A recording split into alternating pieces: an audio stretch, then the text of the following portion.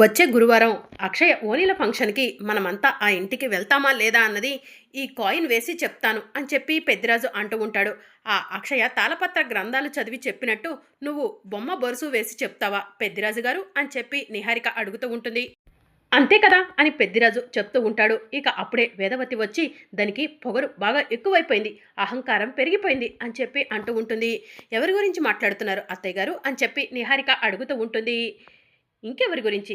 ఆ అవని గురించి అని చెప్పి వేదవతి అంటుంది. ఏం జరిగిందమ్మా అని కృష్ణబాబు అడుగుతూ ఉంటాడు. అసలు దీనంతటికీ కారణం మీ నాన్న. మన రక్తం కానీ ఆ అక్షయను బండి మీద ఎక్కించుకొని తిరుగుతున్నాడు.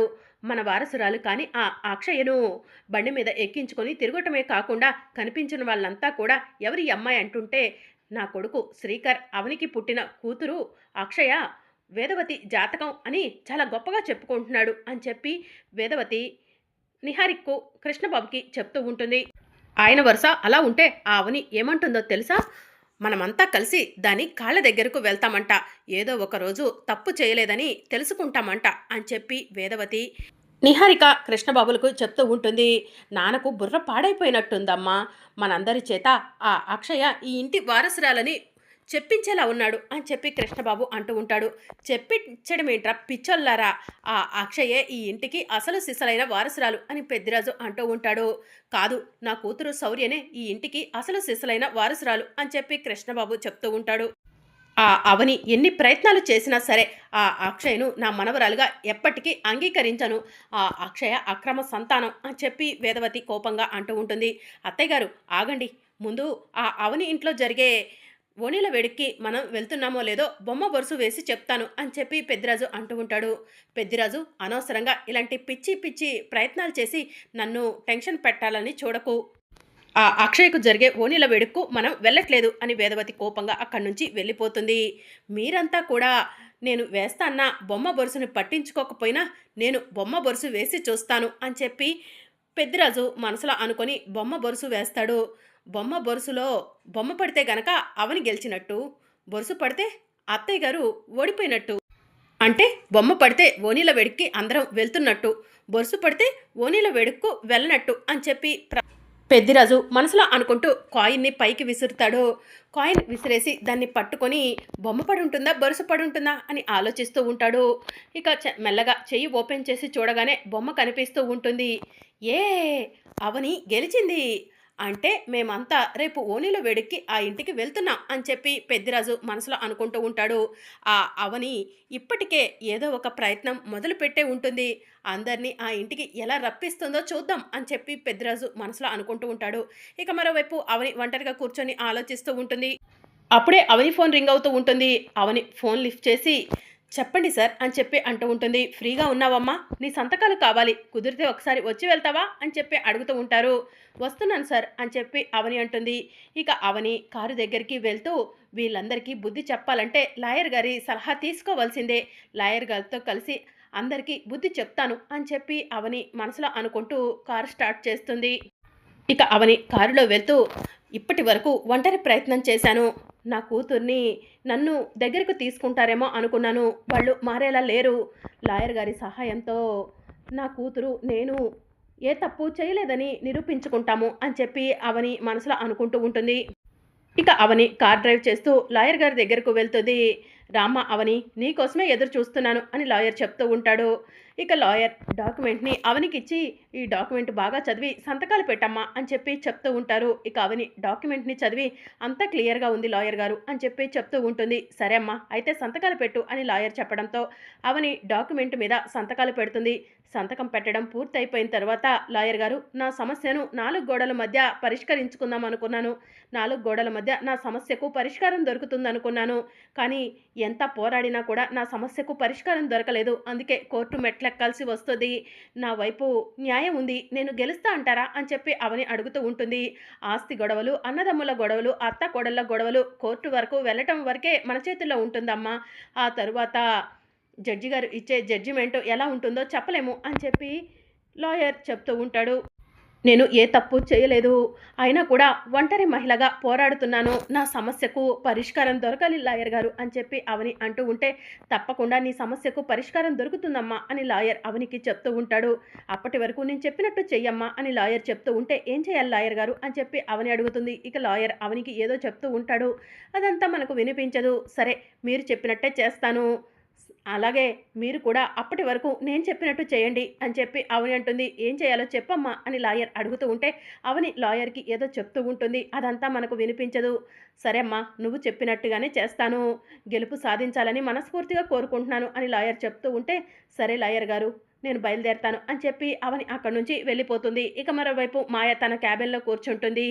అవని నా ఆఫీస్లో పనిచేస్తూ నేను ఇచ్చిన ఫెసిలిటీస్ వాడుకుంటూ నన్ను ఇంతలా ఇబ్బంది పెడతావని అసలు అనుకోలేదు అని చెప్పి మాయ మనసులో అనుకుంటూ ఉంటే అవని మాయ క్యాబిన్ దగ్గరకు వస్తుంది.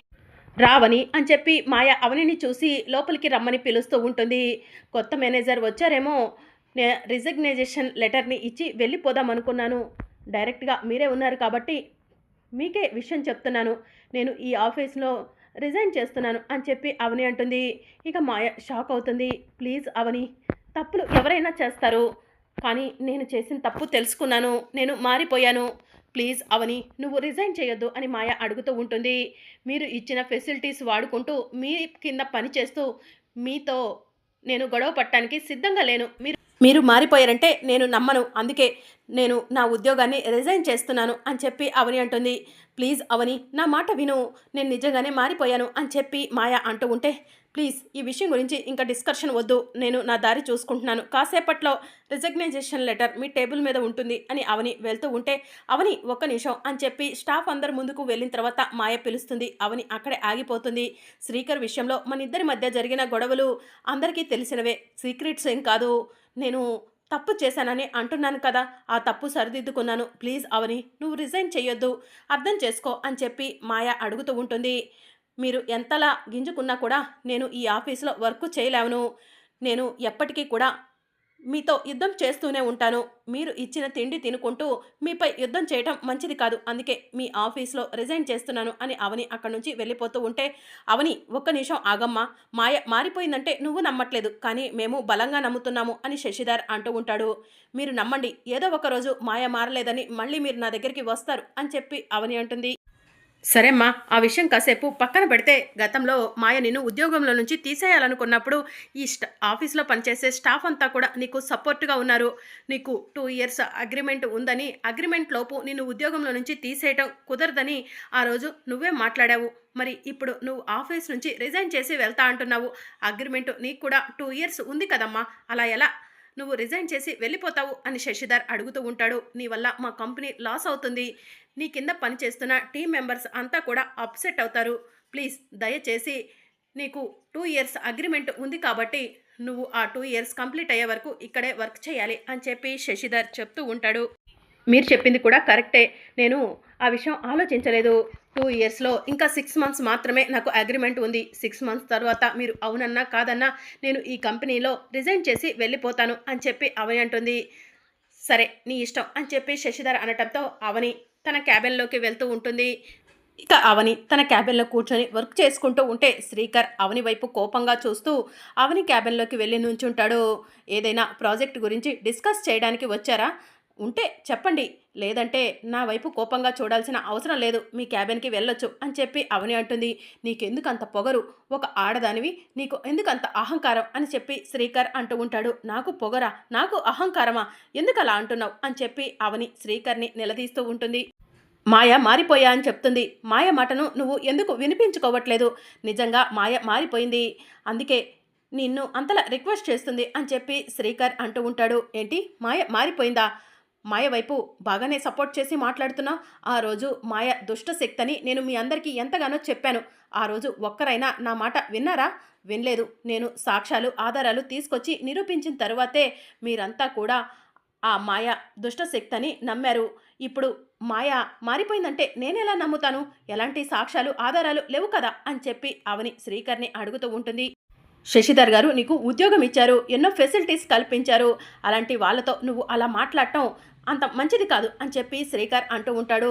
నాకు ఆత్మగౌరవం ఉంది, ఆత్మగౌరవంతోనే నేను అలా మాట్లాడుతున్నాను. తప్పు చేసిన మాయకు ఎవరు ఎన్ని చెప్పినా కూడా శిక్ష పడుతుంది అని చెప్పి అవని అంటుంది. తప్పు చేసింది, తప్పులు అందరూ చేస్తారు, తప్పుకు పశ్చాత్తాప పడుతుంది కదా, మాయను క్షమించి వదిలేయచ్చు కదా అని శ్రీకర్ అంటాడు. ఏంటి, మాయను క్షమించి వదిలేయాలా? పశ్చాత్తాపడుతుందా? మరి నేను నా కూతురు అక్షయ ఎలాంటి తప్పు చేయలేదు, కానీ మీతో చాలా రోజుల నుంచి నిందలు పడుతూనే ఉన్నాము. వేల సార్లు నేను నా కూతురు అక్షయ్ ఏ తప్పు చేయలేదని చెప్పాము, మీరు నన్ను నమ్మారా? అలాంటప్పుడు మాయ మారిపోయిందని మీరు చెప్తుంటే నేనేలా నమ్ముతాను అని చెప్పి అవని శ్రీకర్ని నిలదీస్తూ ఉంటుంది. ఆ మాయ తరపున మీరెందుకు ఒకల్తా పుచ్చుకొని మాట్లాడుతున్నారు? ఆ మాయ మారిందని ఆమెను పుట్టించిన తల్లిదండ్రులు వచ్చి చెప్పినా కూడా నేను నమ్మను. చివరికి ఆవిడను సృష్టించిన ఆ భగవంతుడే వచ్చి చెప్పినా కూడా నేను నమ్మను. ఇక మీ పని మీరు చూసుకోండి అని చెప్పి అవని కోపంగా తన క్యాబిన్లోకి వెళ్ళిపోతుంది. ఇదంతా కూడా మాయ దూరం నుంచి చూస్తూ ఉంటుంది. అవని, నువ్వు గెస్ చేస్తుంది కరెక్టే, నేను మారలేదు, మారను కూడా, నిన్ను నమ్మించడం కోసమే నేను మారినట్టు నటిస్తున్నాను అని చెప్పి మాయ మనసులో అనుకుంటూ ఉంటుంది. అప్పుడే శశిధర్ మాయ క్యాబిన్లోకి వెళ్తాడు. డాడీ, నేను మారిపోయినా కూడా అవని నన్ను ఎందుకు నమ్మట్లేదు అని మాయ అంటూ ఉంటుంది.